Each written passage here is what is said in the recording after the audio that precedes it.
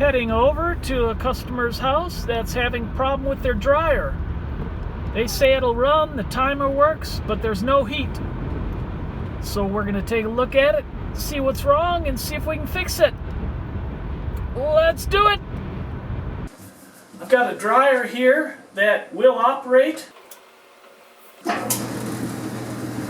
but won't heat. So let's take it apart, see what's wrong with it, and see if we can get it fixed. First thing I'm going to do is pull it out and unplug it. And disconnect the vent hose. Now, one cause of poor dryer heat could be a clogged hose or the piping going out to the outside. You want to make sure that's not clogged. And there's quite a bit in here.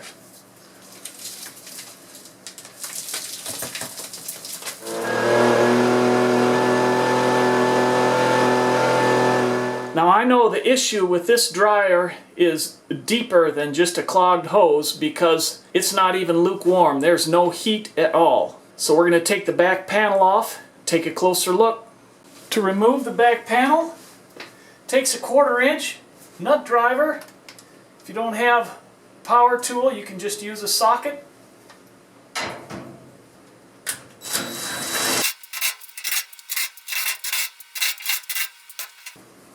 And then the panel just lifts off. So I'm going to explain this to you in simple layman's terms. We've got 3 thermostats. 1, 2, 3. We've got 1 fuse. And then the heat element. What we're going to do is check for continuity in all of these. If you don't have continuity, that means if there's a break in the connection inside these thermostats, or there's a break in the windings of the heat element, or there's a break in the fuse, then the dryer's not going to heat. So we're going to look for that. You're going to need a multimeter to check this. And what we want to do is check for ohms. It's like a horseshoe on here. I set mine to 20 thousandths, 20K. You turn it on.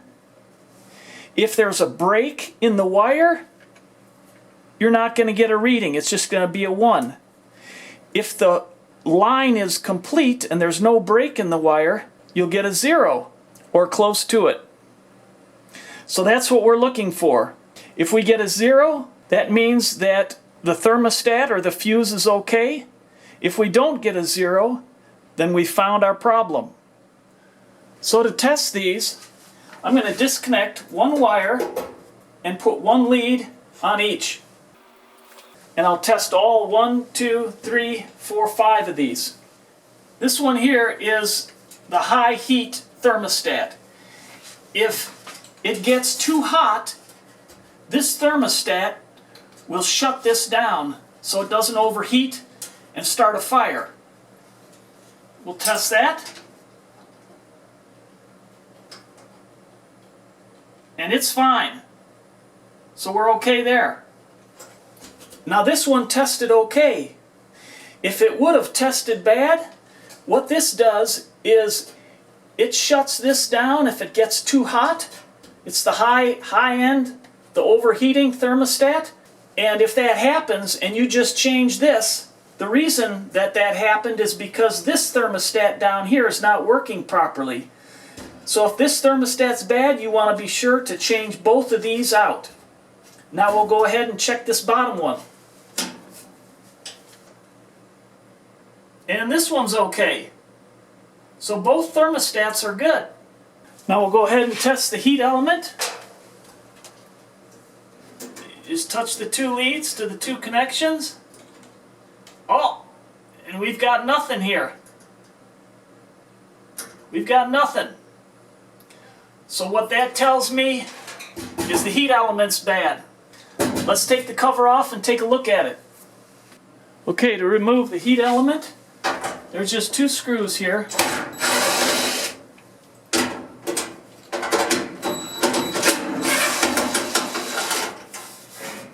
Set those aside, and this just lifts off.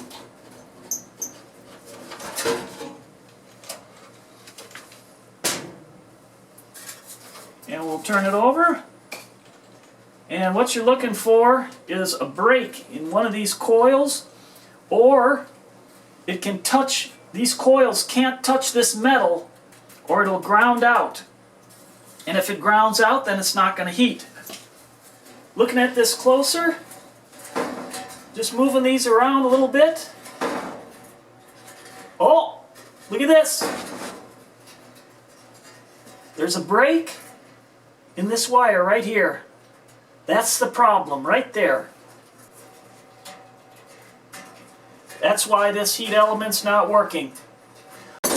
I also talked to a friend of mine that professionally repairs appliances, and he said that he has tried to solder these together and different ways of repairing these, and he said they always end up breaking and burning up anyways.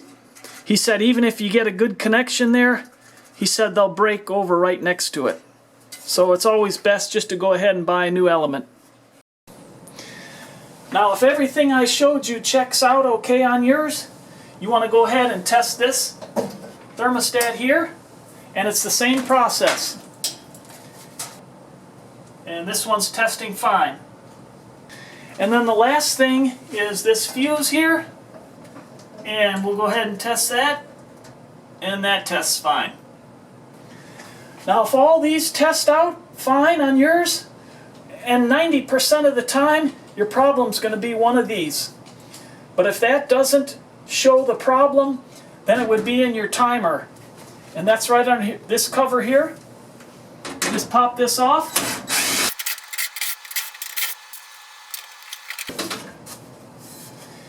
And here it is here. And what you want to do is pop off one of these leads. See this black wire and this red wire? They're a lot heavier than the other wires. That's what sends the signal to your heat element. And what you want to do is turn your dial so it's in the run position. Put it on 20 minutes where it's heating. And then you take your meter, and if it's good, it should have continuity, just like we talked about before. So this timer's good, no problems.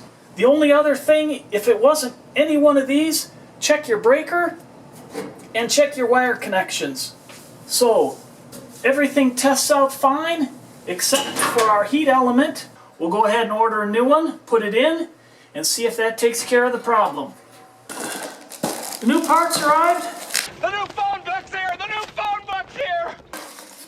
It's a fuse, thermostat. By the way, I got this on Amazon, and it was $18.99. Look pretty identical. It's got to change out or add this part to this one, which is this right here. And I'll hang on to this fuse. The one we have is good. I'm going to show you how to put this thermostat on here. What you do is there's a little tongue here, and then there's the hole back here. You want to hook that hole in that tongue just like that. Turn it over and slide this in place and onto that tab. There we go. Got that hooked under there and sliding this down here. And that holds that whole rascal in place there. She ain't going nowhere. And we'll check the new heat element. Perfect. Now we can go ahead and install our new heat element with the new thermostat. You just tip it a little bit, slide it underneath. These two nubs fit in there. And put the two screws in.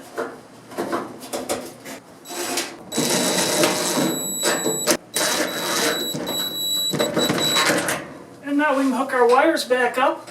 I put a piece of tape on this wire that goes to the top of the thermostat, just so I know which one went where, because these two look pretty similar. Plug that in, and the little guy, it's the other end of the thermostat. And we'll throw the back panel back on. And there's a little lip here that sits right in here. So you put that in first. Sits right in there. And you just bring it down.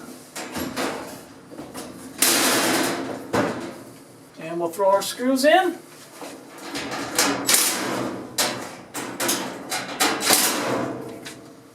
Connect our hose. And plug it in. Now another pointer, when you're pushing your dryer back in, you want to pay attention to the hose. You don't want to kink the hose. You don't want to push it too close to the wall, and make sure that they're smooth transitions. And you can see how nicely that's set up in there. Not a kink in it. You don't want to go any further in. And your dryer can breathe and work efficiently. And I've got a towel that's a little damp. Throw it in. Set this to 20 minutes and see if she heats. That's nice warm air coming out of there. Oh yeah, she's nice and warm. And that's how easy it is to diagnose and fix a dryer that will not heat. If this video was a help to you, give it a thumbs up. If you haven't already, please consider subscribing. And I look forward to helping you with other projects online.